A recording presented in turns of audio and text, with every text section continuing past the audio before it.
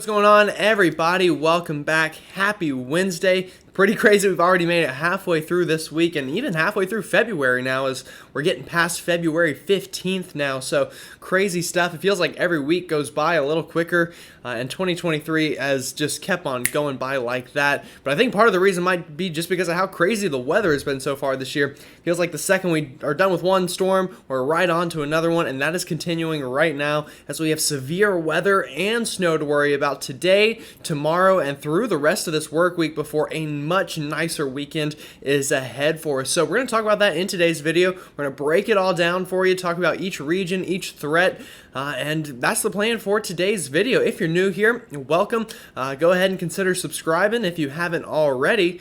But with all that said, let's go ahead and get into it because it's already a bit later than I probably should have started recording this. Probably should have done this a while ago, so sorry that this is out a bit late, but either way, let's go ahead and get into it. Looking at radar now, this is our next system that we're worrying about. This is that old one that we were talking about yesterday. Like I said, that one has moved up into Canada, and then this is that next one that is going to go ahead and start bringing those impacts for us here. And man, it is easy to see on satellite, I tell you that. Look at this thing spinning away here over the four corners.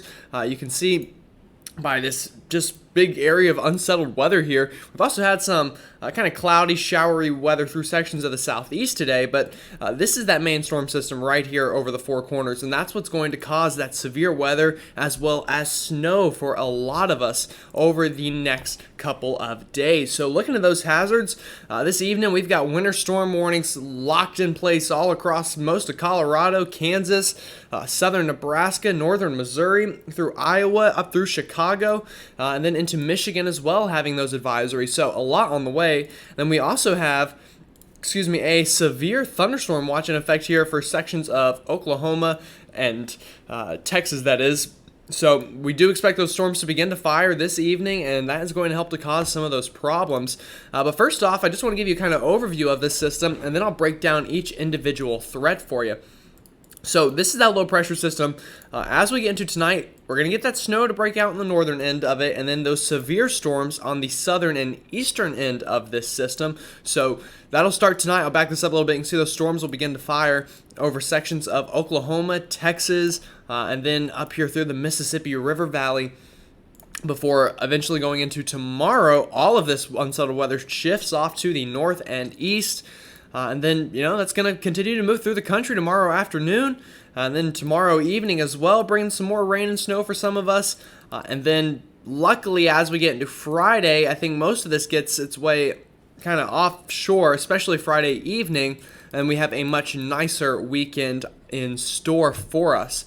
So, that's the overview. Let's go ahead and start by talking about the snow, and then we will just continue to talk about the severe weather after that. So starting with the snow here, I do expect snow to break out starting this evening into sections of eastern Kansas, western Kansas rather, eastern Colorado, as well as southern Nebraska here on our latest model. And then this is going to continue into the overnight and into tomorrow morning. We're going to have a pretty nice band of winter weather here through northern Kansas, southern Nebraska, even up into northwestern Missouri, as well as southeastern Iowa. And then throughout the day tomorrow, this is going to begin to slowly work off to the east. So I think by the time the sun rises tomorrow, the heaviest precipitation should be over sections of southwestern Iowa, northeastern Missouri, southeastern Nebraska. So areas back here into Kansas and Colorado should begin to clear up tomorrow morning, but then that unsettled weather continues to work back off towards the Des Moines area, going into tomorrow afternoon specifically,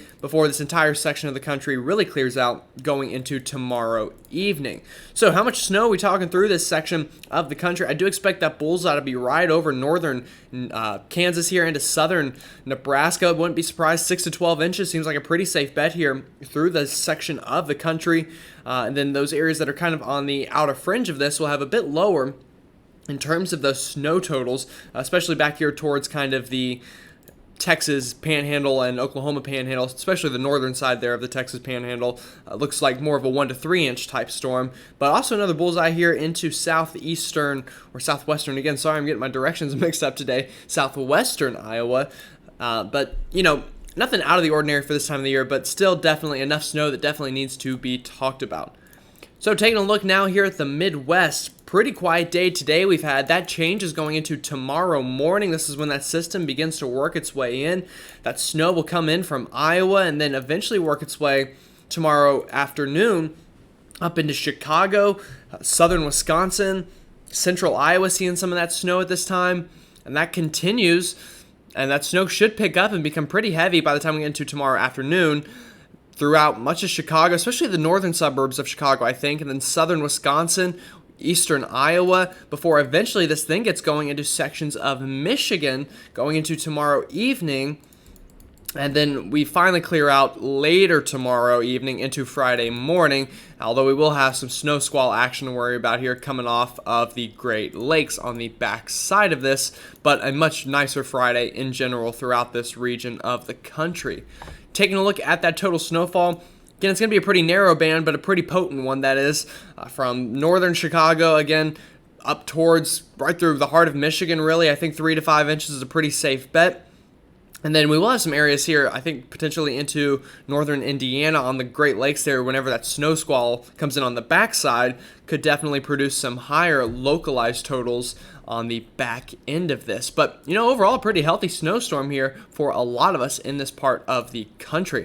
Taking a look at the Northeast here, pretty quiet day today, pretty quiet for most of tomorrow, although things will begin to deteriorate as we get into tomorrow afternoon. It looks like mainly rain, though, through the Northeast. And then we finally get that winter weather to work in as we get further into our Thursday overnight and into Friday. So that's whenever I think we'll get this stream of moisture to work in here, and we should see some winter weather, especially up into Maine, upstate New York. Could even be dealing with icing there in upstate New York. And then this continues to work through, going through Thursday evening into Friday morning and Friday afternoon.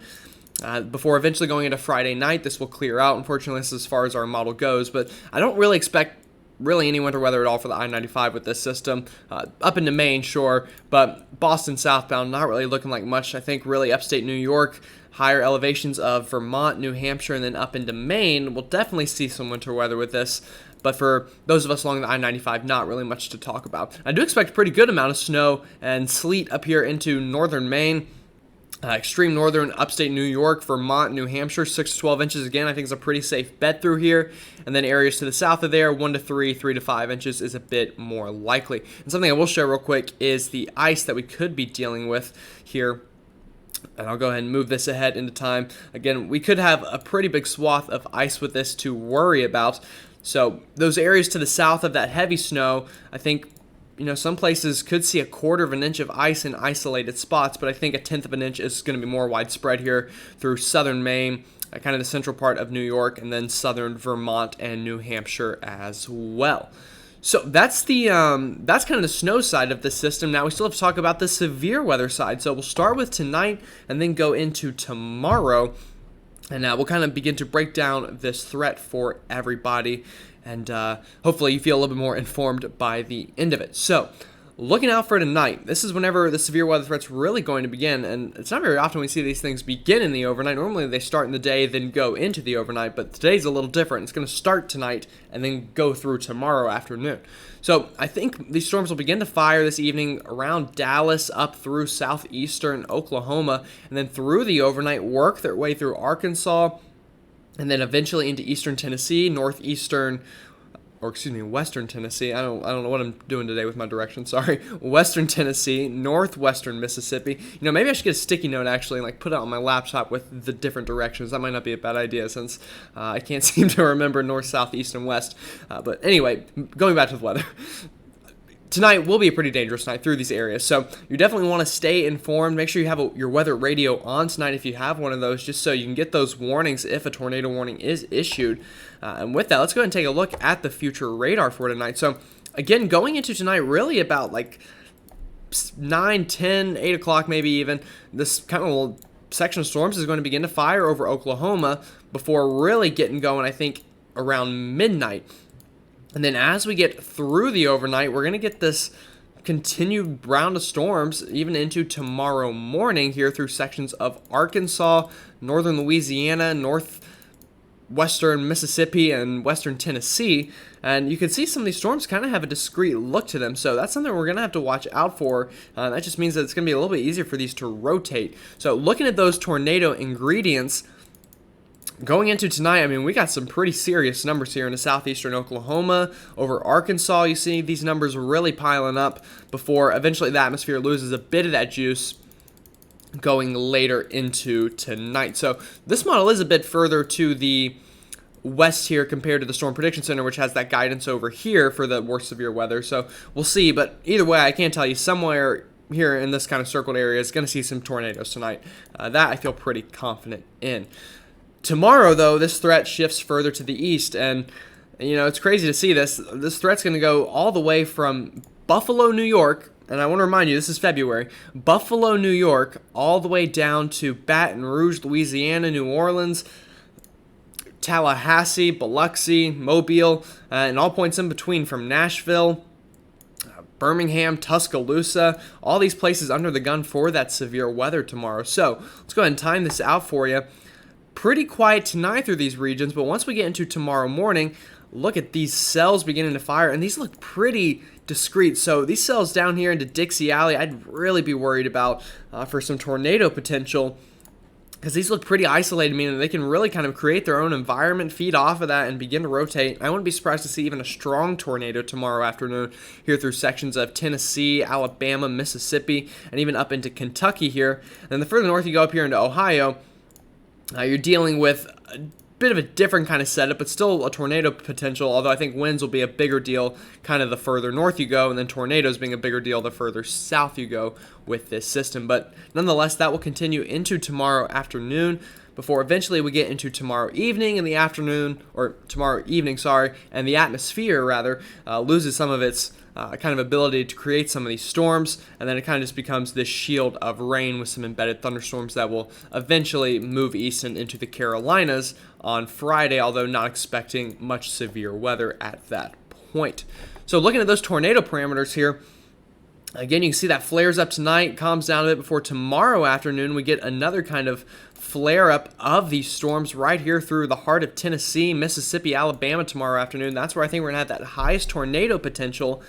And again, I wouldn't be surprised to see a couple tornado warnings tomorrow, and maybe even a couple strong tornadoes, meaning EF2, EF3, EF4, EF5s. Wouldn't be surprised at all to see an EF2 or EF3 tomorrow with these conditions. But luckily, as we get into sunset tomorrow, those ingredients will really die down, and I don't really expect much severe weather to make it east of the Appalachian mountain chain going into Friday. And as you can see, we're all clear by then.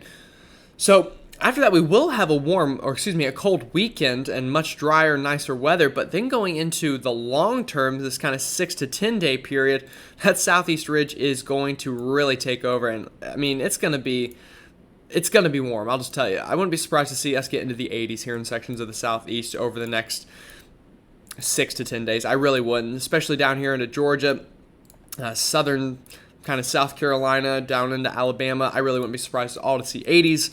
And it's just one of those patterns that it is decided it is going to lock itself in. So it's going to be super cold out west. I can tell you that much. If you want cold, you're going to have to make the trip out west, because here in the east, it's looking very warm. Now, that being said, I do think we get kind of an active storm pattern here to move in between these boundaries. So we could get some pretty serious snowstorms up here in the northern Great Plains, and we'll talk about that later on after we get through this severe weather threat in a different video later on this week. But what I can tell you nonetheless is very spring-like weather is going to continue in the southeast with cold, wintry weather out west.